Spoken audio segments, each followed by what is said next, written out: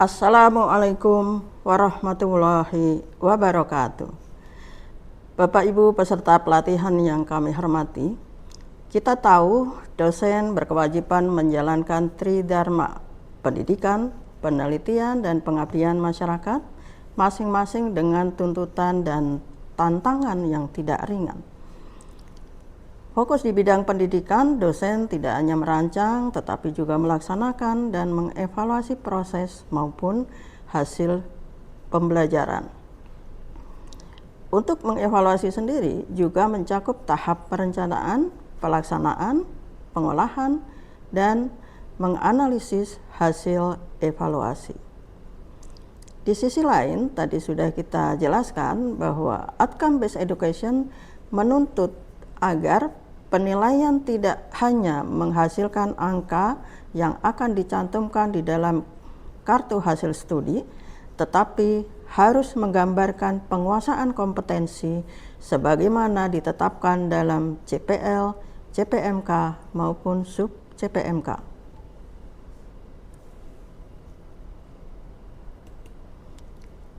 Rumusan CPL, CPMK, dan sub-CPMK harus jelas karena menjadi orientasi dasar pembelajaran dan juga evaluasi. Kalau kita membaca Standar Nasional Pendidikan Tinggi, perumusan CPL, CPMK, dan sub-CPMK mencakup pengetahuan, sikap, keterampilan umum, dan juga keterampilan khusus. Masing-masing menuntut strategi pembelajaran maupun cara evaluasi yang selaras sebagaimana harapan outcome-based education.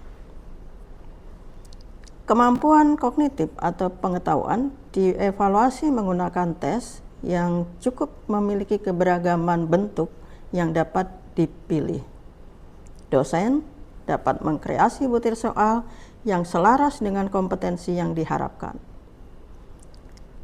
Saat ini ditekankan untuk dapat mengukur kemampuan berpikir tingkat tinggi, yakni kemampuan analisis, evaluasi, hingga kreasi.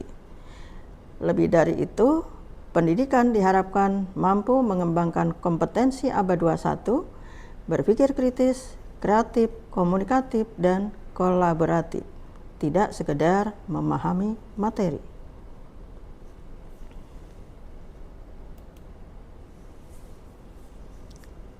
Sedangkan kemampuan psikomotor atau keterampilan dapat dievaluasi dengan penilaian kinerja, penilaian proses, penilaian produk, penilaian proyek, ataupun penilaian portofolio. Pemilihan jenis evaluasinya tergantung muara keterampilan yang akan dinilai. Jika muaranya kinerja, misalnya menyanyi, menari, berpidato, maka penilaiannya dengan penilaian kinerja. Jika muara keterampilannya produk, misalnya membuat karya tulis ilmiah, membuat peta konsep, dan lain-lain, maka penilaiannya dipilih penilaian produk. Penilaian proses, produk, kinerja, portofolio membutuhkan ketersediaan bahan untuk kita dapat menilai kemampuan mahasiswa. Apa bahan yang harus disediakan? Bahan penilaian yang harus disediakan berupa proses, produk, kinerja, portofolio, proyek yang hanya akan tersedia apabila dosen memberikan penugasan kepada mahasiswa.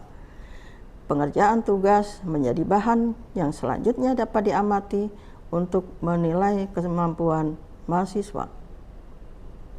Dengan demikian, jenis penilaian keterampilan di samping perlu dikembangkan instrumen berupa lembar pengamatan, yang tidak dapat diabaikan adalah pemberian tugas sebagai syarat agar tersedia bahan untuk kita bisa menilai keterampilan mahasiswa.